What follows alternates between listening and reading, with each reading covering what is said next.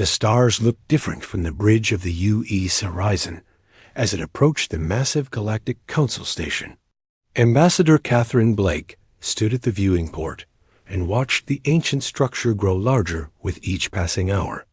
The station was a marvel of alien engineering, its spiraling towers and crystalline domes reflecting the light of 3 different suns.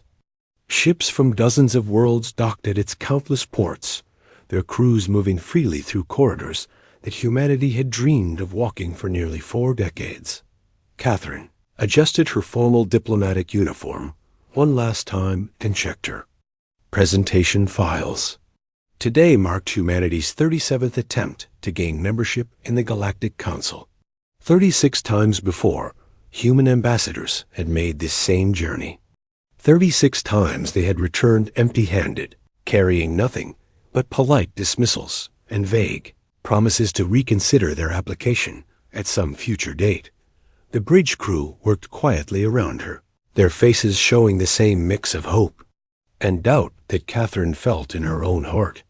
Captain Robert Hayes, a veteran of the human exploration fleet, approached with a docking clearance in his hand. "We've been assigned Bay 847, he said softly. "That's in the outer ring, near the waste processing facilities." Catherine nodded without surprise. The Galactic Council always assigned human vessels to the most remote docking areas, far from the prestigious central bays where the major species kept their ships. It was a small insult, but one that spoke volumes about how the galaxy viewed humanity.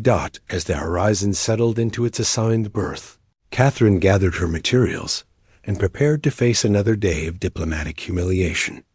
Her aide, Lieutenant Commander Patricia Wells, joined her at the airlock with a portable datapad containing centuries of human achievements, scientific breakthroughs, and cultural contributions.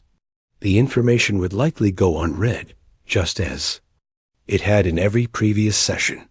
The walk through the station's corridors was a journey through a living museum of galactic civilization. Catherine passed groups of crystalline Zephyrians whose bodies pulsed with internal light as they communicated through complex color patterns.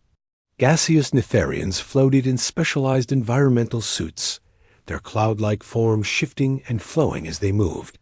The insectoid Valkyrie clicked and chittered in their precise hive language, while mechanical translators converted their words into galactic standard. Each species moved with the confidence of belonging, of knowing their place in the grand scheme of galactic society. They nodded to each other in recognition, conducted business in the open corridors, and treated the station as their natural habitat. When they noticed Catherine and her small human delegation at all, it was with the mild curiosity one might show toward an interesting but ultimately irrelevant curiosity. The council chamber itself was a vast amphitheater designed to accommodate the diverse physiological needs of its members. Environmental zones provided the right atmosphere, gravity, and lighting for each species. At the center of the chamber sat the circle of voices, where representatives from the 12 founding species held court over galactic affairs. High Curator Zekthar of the Zephyrians occupied the position of honor at the circle's head. His crystalline form rose nearly 3 meters high, and his internal light patterns showed the complex mathematical equations that served as his species' highest form of thought. Around him sat the other council members, Queen Mother Ishandra of the Valkyrie, her chitinous form adorned with the ceremonial scarring that marked her rank. Cloud Singer Valthanos of the Netherians, his gaseous body contained within an ornate ceremonial vessel, and 9 others who represented civilizations older than human recorded. History. Catherine was directed to a small speaking platform at the chamber's edge, the same spot where every human ambassador before her had made their case. The position itself was telling, close enough to be heard, but far enough away to emphasize the gap between petitioner and authority. The council recognizes the delegation from the human worlds, Zekthar announced, his translated voice carrying the board tone of someone performing a routine obligation. You may present your species petition for membership consideration. Catherine stepped forward and activated her presentation display. Images of human worlds appeared in the air above her. New Eden with its vast agricultural complexes feeding billions, Kepler Station with its breakthrough fusion reactors, Mars Colony with its terraforming achievements that had transformed a dead world into a garden. Honored council members, she began, humanity comes before you today not as supplicants, but as potential partners in the great work of galactic civilization. In the 43 years since we achieved faster-than-light travel, we have established colonies on 43 worlds and demonstrated our commitment to peaceful expansion and development. The display shifted to show human medical facilities, where researchers worked on treatments for diseases that affected multiple species. Our scientists have developed adaptive medical techniques that show promise for treating conditions across species barriers. We offer these advances freely to the galactic community. More images followed. Human diplomatic teams mediating disputes between minor species. Human engineers adapting alien technologies to work in previously impossible environments. Human artists creating works that blended the cultural traditions of multiple worlds. Each achievement represented years of effort and ingenuity, proof that humanity could contribute meaningfully to galactic society. We have studied your languages, learned your customs, and shown our respect for the diverse forms of life that make up this great community, Catherine continued. Humanity asks only for the chance to stand as equals among the stars, to share our unique perspectives and abilities in service of all. When she finished, silence filled the great chamber. The council members showed no visible reaction to her presentation. Some continued their private conversations in languages human translators couldn't parse. Others seemed to be conducting entirely separate business, reviewing documents that had nothing to do with humanity's petition. Finally, Zekthar's internal lights shifted to a pattern that Catherine's briefings had taught her meant dismissal. The council acknowledges humanity's presentation, he said in the same bored tone. However, your species remains too young and inexperienced for membership in this body. Return when you have proven yourselves worthy of galactic attention. Queen Mother Ishandra clicked her mandibles in what might have been agreement or amusement. Perhaps in another century or two, when you have achieved something of real significance. Cloud singer Velthanos added his own contribution. The galaxy has functioned for millions of years without human involvement. We see no compelling reason to change that arrangement. Catherine felt the familiar sting of dismissal, but this time something else burned beneath it. As she gathered her materials and prepared to leave, she looked around the chamber one more time. She saw species that had grown comfortable in their ancient power, civilizations that had forgotten what it meant to strive and grow and change. They saw humanity as insignificant because humans were new, but they failed to understand that being new meant being hungry for progress. Walking back through the station's corridors, Catherine made a decision that would echo through galactic history. Humanity had spent nearly 4 decades begging for acceptance from species that would never see them as equals. Perhaps it was time to stop begging and start building something better on their own terms. The journey back to the horizon passed in contemplative silence, but by the time Catherine reached her quarters, she had already begun composing the message that would change everything. 6 months after Catherine Blake returned from her final diplomatic mission, the galaxy received a message that would change everything. President Elena Rodriguez stood behind the podium in Earth's global capital, her expression calm but resolute, as cameras from across human space recorded her words. The transmission would reach every corner of the galaxy within hours, but its impact would last for generations. Citizens of humanity and observers from the galactic community. She began, her voice carrying the weight of a decision that had consumed months of careful planning. For 37 years, we have sought acceptance and partnership with the Galactic Council. We have offered our knowledge, our friendship, and our cooperation. We have been met with indifference, dismissal, and contempt. The president paused, letting her words sink in before continuing. Today, humanity chooses a different path. Effective immediately, all human diplomatic missions to galactic space are recalled. All trade agreements with non-human species are terminated. All cultural exchange programs are ended. Humanity is withdrawing from galactic affairs entirely. Across the galaxy, alien diplomats and traders stopped their work to listen as Rodriguez outlined what she called the Terran isolation protocol. Human space would become completely closed to non-human vessels. No alien ship would be permitted to enter the 43 systems under human control. No human ship would venture beyond the established borders of human territory. We have spent 4 decades trying to prove ourselves worthy of galactic attention, Rodriguez said. Instead, we will focus our efforts on proving ourselves worthy of our own expectations. Human space will become a place where human potential can flourish without the need for external validation or approval. On the Galactic Council Station, the news was received with reactions ranging from amusement to mild concern. High Curator Zekthar displayed the light patterns that indicated satisfaction as he addressed his fellow council members. The primitives have finally accepted their proper place, he said, his crystalline form pulsing with what humans would have recognized as smugness. This saves us the tedium of future rejection ceremonies.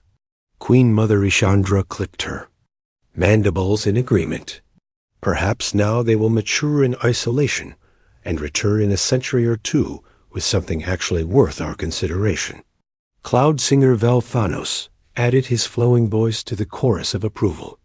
The natural order has been restored. The galaxy functions as it should, with the ancient species guiding civilization and the younger races learning their limitations. But the galaxy's amusement quickly turned to confusion as humanity began implementing their withdrawal with unprecedented efficiency. Within weeks, every human diplomatic facility in galactic space had been evacuated. Human trade representatives packed their belongings and departed alien worlds with polite but firm finality. Cultural centers that had served as bridges between human and alien civilizations were shuttered and abandoned. Admiral Jack Morrison commanded the massive logistical operation from his flagship, the UES Defiance. A career military officer with steel-gray hair and eyes that had seen too many battles, Morrison understood better than most politicians what real isolation would require.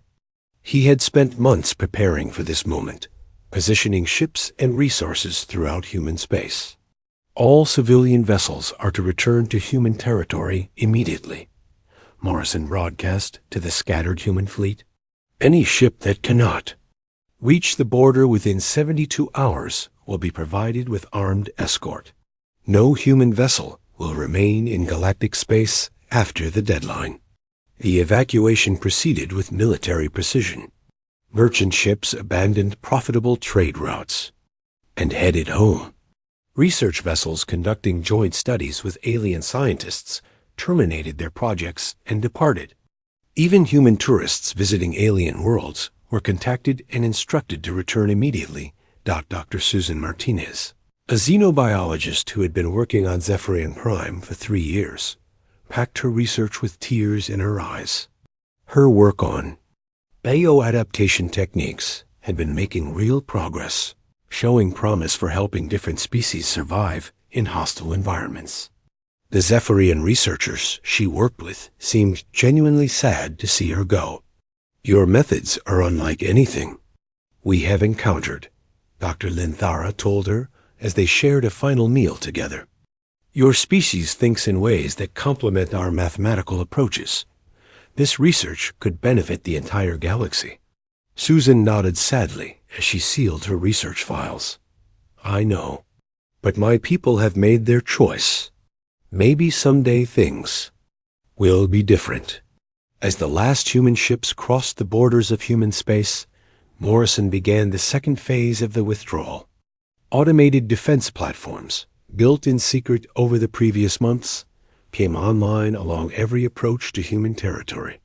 These silent sentinels carried no identifying marks and responded to no communications. Their purpose was simple: destroy any non-human vessel that attempted to enter human space.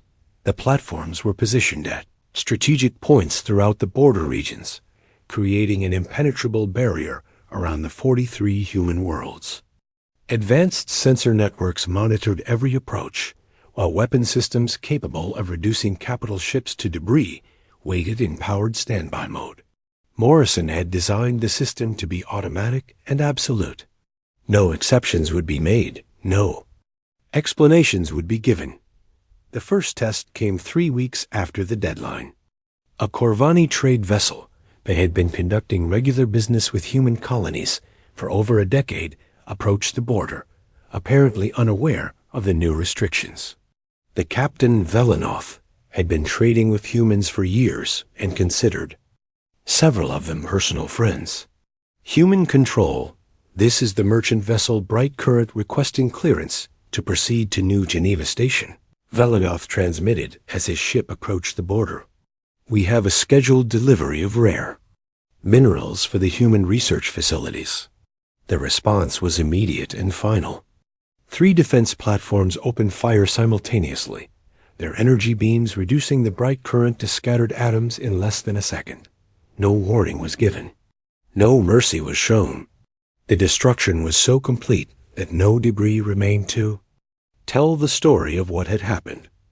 Word of the incident spread quickly through galactic space, but most dismissed it as an accident or misunderstanding. Surely, the humans would not actually destroy ships without warning. Surely this was just a temporary display of anger that would pass once their wounded pride healed. They were wrong. Over the following months, 17 more ships were destroyed, attempting to enter human space. Some were traitors who refused to believe the humans were serious. Others were diplomats sent to negotiate an end to the isolation. A few were simple explorers who wandered too close to the border while charting. New systems. All met the same fate. Quick, efficient destruction with no warning and no survivors. As the first year of isolation passed, the galaxy began to realize that humanity was serious about their withdrawal. Human space had become a black hole in galactic affairs, a region where ships entered but never returned. The 43 human worlds continued to exist behind their barrier of silence, but they might as well have vanished from the universe entirely. The Galactic Council continued to function as it always had, governing the affairs of ancient civilizations that had ruled space for millennia. They told themselves that nothing had changed, that the loss of one primitive species meant nothing to the grand scheme of galactic civilization. But in the empty spaces where human voices once spoke, in the abandoned research stations where human scientists once worked, in the silent trade routes where human merchants once traveled, something fundamental had shifted. The galaxy had lost something it did not yet understand, and the absence would only grow more painful with time.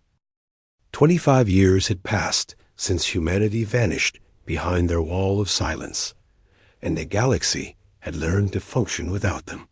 Trade routes had been rerouted around the dead zone that was once human space. Diplomatic protocols had been adjusted to account for the missing species. The Galactic Council had grown comfortable in their ancient rhythms of governance. As if humans had never existed at all, Dr. Linthara of the Zephyrians worked late in her laboratory on Kepler Station, her crystalline form pulsing with frustrated amber light as she studied the latest samples from the outer rim.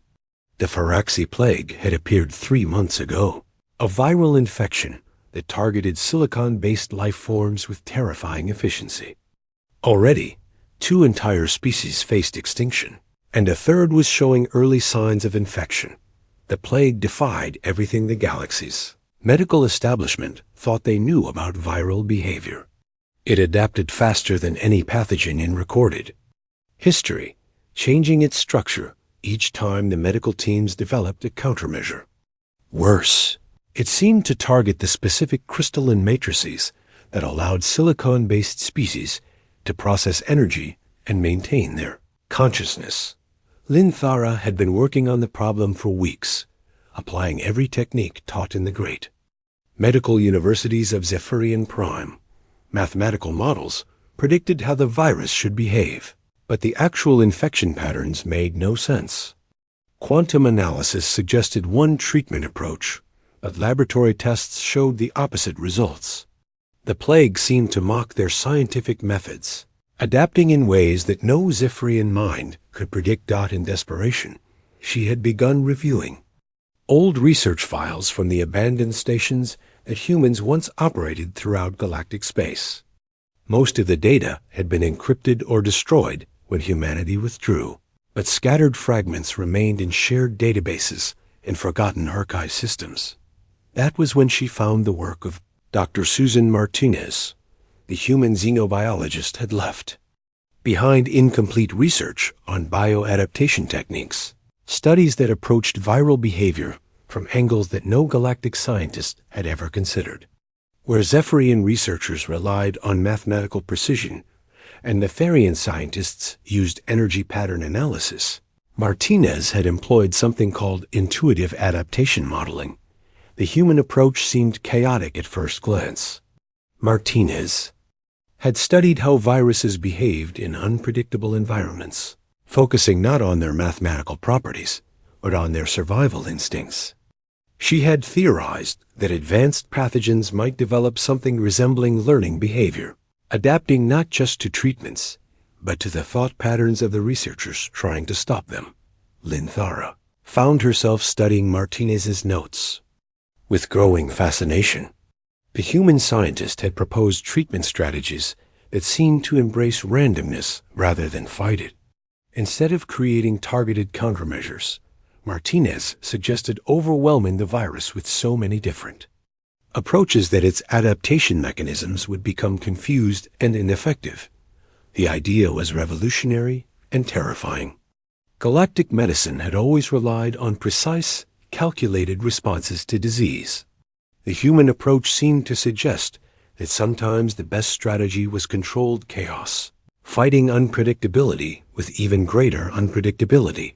Linthara implemented Martinez's theoretical framework in her laboratory, combining random treatment sequences with adaptive response monitoring. The results were unlike anything she had seen in her century of medical research. The Faraxi plague samples began showing signs of confusion, their adaptation patterns becoming erratic and self-defeating. But when she tried to contact humanity for clarification and collaboration, her messages vanished into the void of human space. The defense platforms that guarded their borders had never failed to destroy approaching vessels, and communication attempts were simply ignored. The galaxy's greatest medical crisis in living memory might have a solution locked away behind walls of human pride and isolation. Meanwhile, other problems began surfacing across galactic civilization. The Corvani-Thelian War had been raging for 3 years, devastating both species' homeworlds and showing no signs of resolution. The conflict had started over mining rights in a disputed system, but had escalated into total warfare as ancient grudges and territorial ambitions took control. Ambassador Nethris of the Corvani delegation sat in her quarters aboard the neutral station where peace negotiations had stalled for the 8th time. Her people were dying while diplomats argued over protocol and precedent. The Thelians refused to compromise on their territorial claims, while her own government insisted on reparations that would bankrupt their enemies. She remembered stories her grandmother had told about the human mediators who once helped resolve such conflicts. Humans had possessed a unique perspective as the only species without ancient territorial claims or historical grudges against other civilizations. They had been able to see solutions that escaped minds clouded by centuries of cultural bias. Old records showed dozens of successful mediations, where human diplomats had found creative compromises that satisfied all parties. They had approached conflicts with fresh eyes, unburdened by the weight of galactic history. Now those voices were silent, and species that had once relied on human wisdom found themselves trapped in cycles of violence and mistrust. On the industrial world of Vexthari, production lines had been shut down for months as Velkari hive workers struggled with coordination problems they had never faced before. The insectoid species had always relied on rigid hierarchy and perfect communication within their hives. But recent expansion into multi-species environments had created chaos in their previously flawless systems. Supervisor Clixandra reviewed the productivity reports with growing confusion. Her workers were efficient and dedicated, but they could not adapt to the constant changes required when working alongside other species. Each alien partner had different needs, different schedules, different ways of thinking that disrupted the hive's natural harmony. She found old training materials created by human industrial consultants who had specialized in interspecies workplace integration. The human approach had been based on flexible adaptation rather than rigid structure. They had taught other species how to maintain their cultural identity while working effectively with diverse partners. The materials showed techniques for managing mixed species teams that seemed impossible to the Velkari mind. Humans had somehow learned to think like multiple species simultaneously, adapting their communication style and work methods to match whoever they were interacting with. It was a skill that no other species had ever developed. High Curator Zikthar noticed the growing reports of problems throughout galactic space, but he dismissed them as temporary difficulties that would resolve themselves in time. The galaxy had functioned for millions of years before humanity appeared, he reminded his staff. Surely they could manage without one primitive species that had barely achieved interstellar flight. But the problems continued to multiply. Research projects stalled without human creativity. Trade disputes escalated without human mediation. Medical crises went unsolved without human adaptability. Slowly, like the first cracks in a dam, the absence of humanity began to show in ways both subtle and profound. The galaxy had lost more than just another species when humans withdrew. They had lost a unique perspective, a different way of thinking, that had complemented and enhanced the ancient wisdom of older civilizations. But pride and arrogance prevented the great powers from admitting their mistake, even as the consequences of that mistake spread through every corner of galactic society. In the silence of human space, 43 worlds continued their work behind, barriers that no alien ship could cross. The galaxy that had rejected them struggled with problems that human minds might have solved, but the walls of isolation remained unbreached, and the voices that might have helped remained forever silent. 40 years after humanity's withdrawal, the galaxy faced its darkest hour. The phenomenon began as subtle changes in stellar radiation patterns near the galactic core, variations so small that automated monitoring systems initially classified them as normal fluctuations. But Dr. Vexanala of the Methodian Collective recognized the patterns for what they truly were, the beginning of something that would reshape galactic civilization forever. The first star to die was Kepler-7, a stable, yellow sun that had burned steadily for 4 billion years. Within 6 months, it aged through its entire remaining lifespan and collapsed into a neutron star, sterilizing 3 inhabited worlds with its final burst of radiation. The Zephyrian colonies that had thrived in that system for millennia were reduced to empty crystalline husks drifting through space. High Curator Zekthar convened an emergency session of the Galactic Council as reports flooded in from across the inner galaxy. The phenomenon, which scientists had dubbed the void flux, defied every known law of stellar physics. Ancient stars were aging and dying in months instead of millennia, while others transformed into deadly pulsars that bathed entire systems in lethal radiation. Our mathematical models cannot account for this acceleration, reported Chief Analyst Morthic, her crystalline form flickering with equations that made no sense. The energy pattern suggests some form of cascade reaction, but the trigger mechanism remains unknown. Cloud singer Vel Thanos added his own disturbing observations.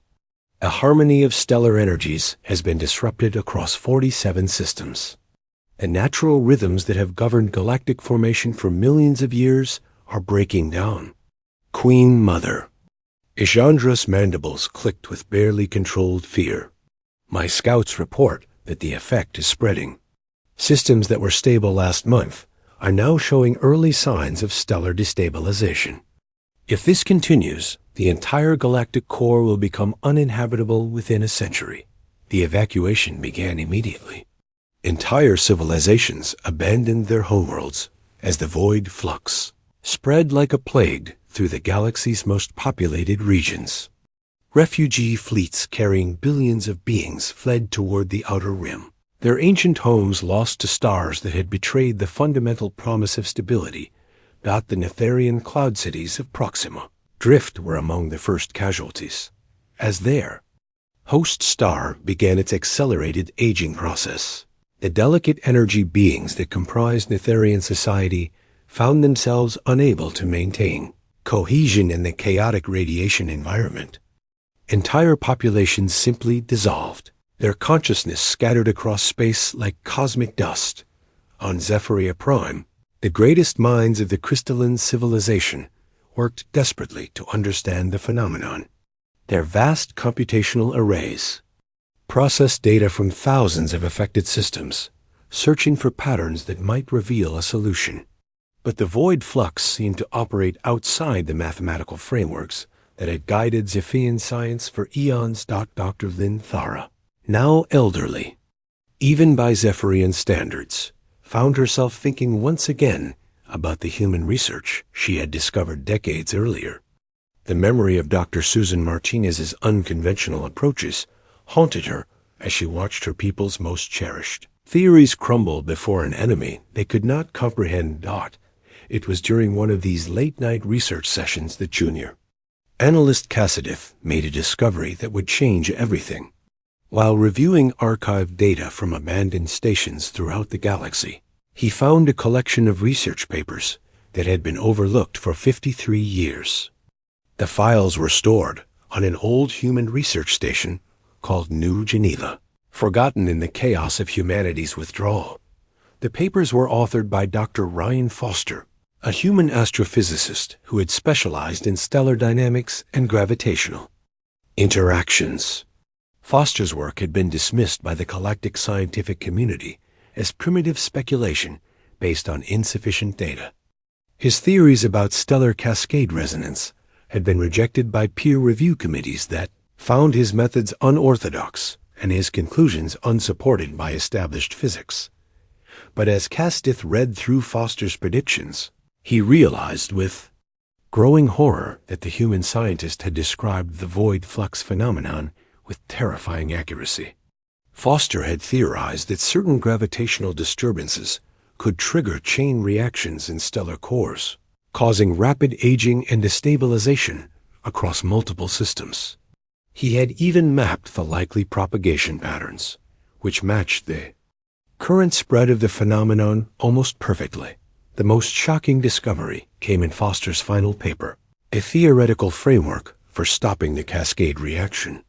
The human scientist had proposed that specially designed quantum field generators, placed at precise gravitational anchor points around affected stars, could disrupt the resonance patterns and halt the accelerated aging process. The technology described in Foster's papers was unlike anything in the galactic database. It required a combination of intuitive engineering and adaptive problem-solving that reflected humanity's unique approach to scientific challenges. Where other species relied on established principles and proven methods, humans had always been willing to combine different technologies in unexpected ways. Lynn Thara brought the discovery to the emergency council session, her crystalline form dim with exhaustion and desperation.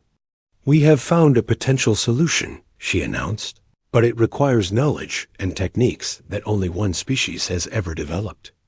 High Curator Zichthar's internal lights shifted to patterns of disbelief. You are suggesting that the primitives, who abandoned galactic civilization 40 years ago, somehow predicted this catastrophe. Dr. Foster's papers are mathematically sound, Linthara replied. His predictions have proven accurate in every detail. If his solution is equally valid, it represents our only hope of stopping the void flux before it destroys the entire galactic core. The chamber fell silent as the implications sank in. The species they had dismissed as primitive and unworthy had possessed knowledge that could save galactic civilization.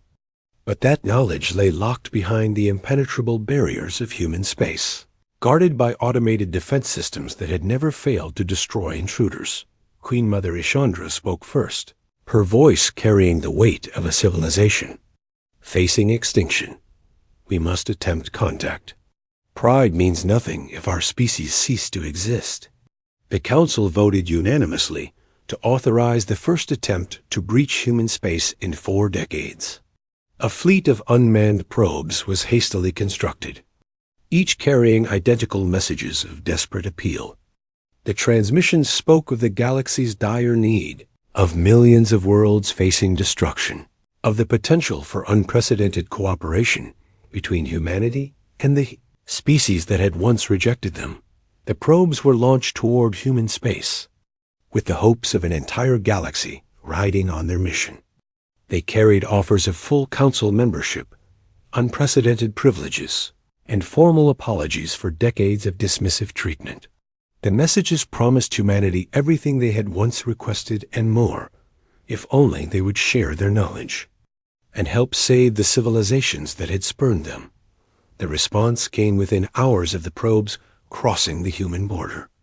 Automated defense platforms that had stood silent for decades came to life with mechanical precision.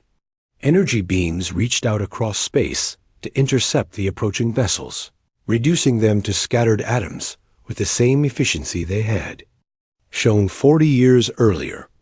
No acknowledgement was sent. No reply was transmitted. The galaxy's desperate pleas for help vanished into the void of human space as if they had never been spoken. The species that had once begged for acceptance now held the key to galactic survival, but their silence remained as absolute as the day. They had turned their backs on the star's dot as news of the failed mission spread throughout the refugee fleets. And dying worlds, the galaxy faced a truth more terrible than the void flux itself. They were witnessing their own extinction, not from external forces, but from the consequences of their own arrogance and blindness. The help they needed existed, but it lay forever beyond their reach, guarded by walls built from decades of accumulated pride and rejection. The void flux had consumed half the galactic core by the time the remaining council members gathered for what everyone knew would be their final session. The ancient chamber, where 12 species had once ruled over countless worlds, now housed only 7 survivors, their homeworlds reduced to memory, and their fleets carrying the last remnants of civilizations that had endured for millions of years. High Curator Zichthar's crystalline form had dimmed to barely visible light as he surveyed the empty seats around the circle of voices. The Netherian delegation was gone, their species dissolved when their cloud cities could no longer maintain cohesion in the chaotic energy storms. The Pharaon Commonwealth had evacuated to the Outer Rim, only to watch their new colonies die as the flux spread faster than their ships could flee. Queen Mother Ishandra's chitinous shell bore the scars of her homeworld's final battle against stellar death. She had watched Velkari Prime burn in the light of their dying sun, billions of her children lost in minutes as their hive cities melted under radiation that turned atmosphere into plasma. Her surviving fleets carried perhaps 10% of her species, refugees clinging to hope in a galaxy that no longer seemed capable of supporting life. We gather here today not as rulers of galactic civilization, but as witnesses to its end, Zichthar announced, his translated voice carrying none of its former authority.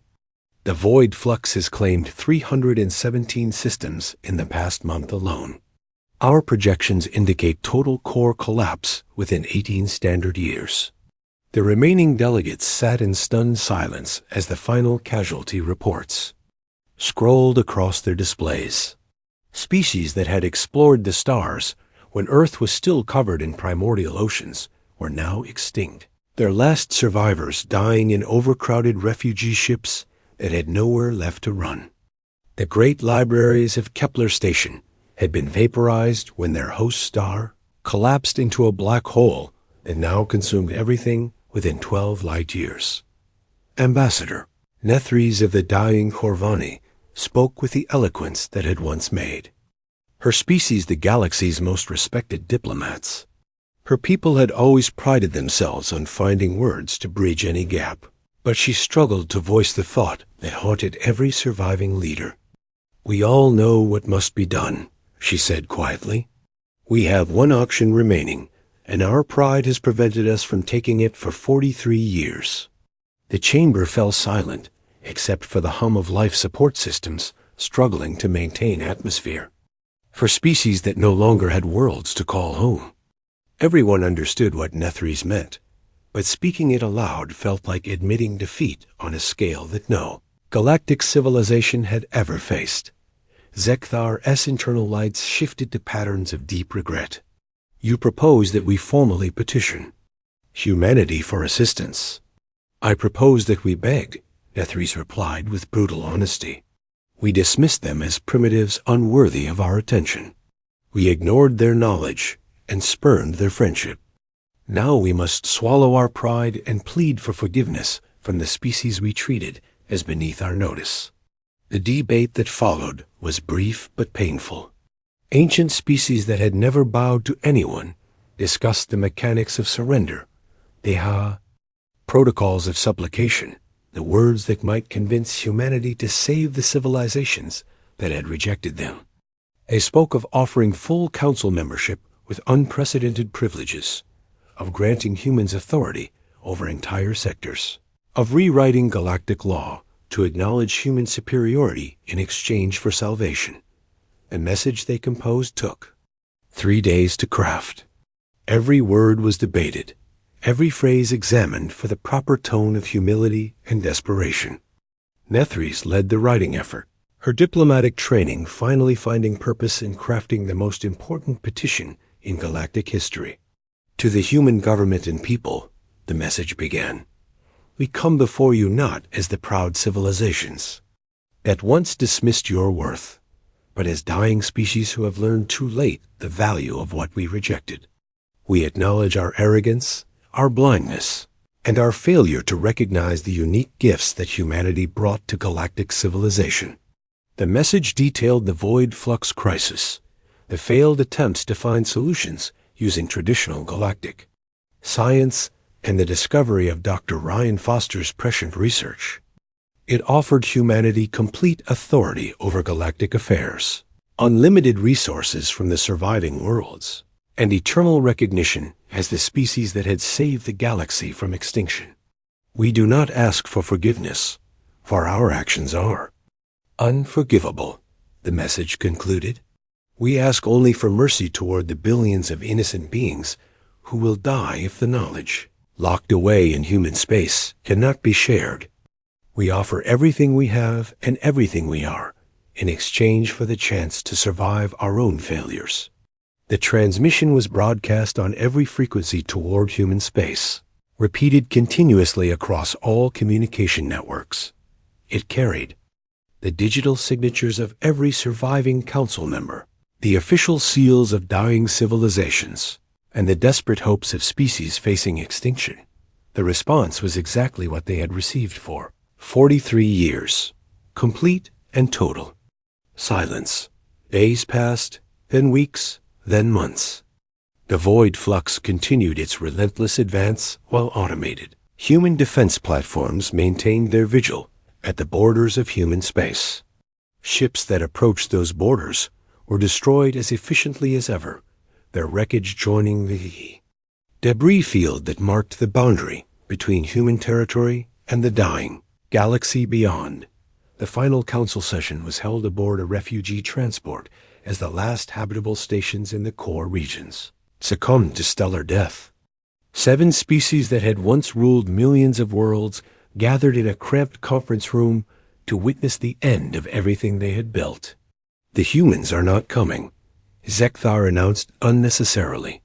His crystalline form was so dim that his fellow council members could barely see him. "They will let us die rather than forgive our treatment of them." Queen Mother Ishandra's mandibles clicked with bitter understanding. "We taught them well.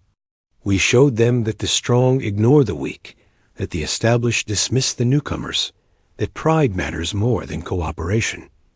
They learned our lesson perfectly." The irony was not lost on any of them.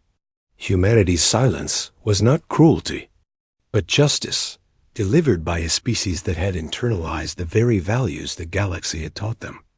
The strong survived while the weak perished, exactly as galactic civilization had always functioned. As the session dissolved and the survivors returned to their refugee fleets, a different kind of ship moved through the outer reaches of human space. Captain Lucy Stevens stood on the bridge of the UES Observer, reading the latest intelligence reports from beyond the border. Her deep space monitoring vessel was one of dozens that tracked galactic events from the safety of human territory. "The Faraxi system just went dark," her communications officer reported. "That's the last of the major core worlds." Lucy nodded and closed the report without comment. She had read humanity's official response to the galactic pleas weeks ago. Complete silence. The decision had been made at the highest levels of human government after careful consideration of every factor except mercy. "Set course for the Andromeda Research Station," she ordered. "It's time to check on the long-range exploration project." The observer turned away from the dying galaxy and headed toward humanity's future among distant stars. Behind them, the automated defense platforms continued their eternal watch, silent guardians protecting a species that had learned to thrive without the approval of civilizations now crumbling into extinction. In the vast emptiness between galaxies, human ships carried seeds of terrestrial life toward virgin worlds where new colonies would grow without the shadow of galactic politics.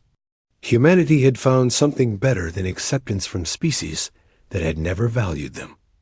They had found the strength to build their own destiny among stars that welcomed all who had the courage to reach for them, the galaxy that had once ignored.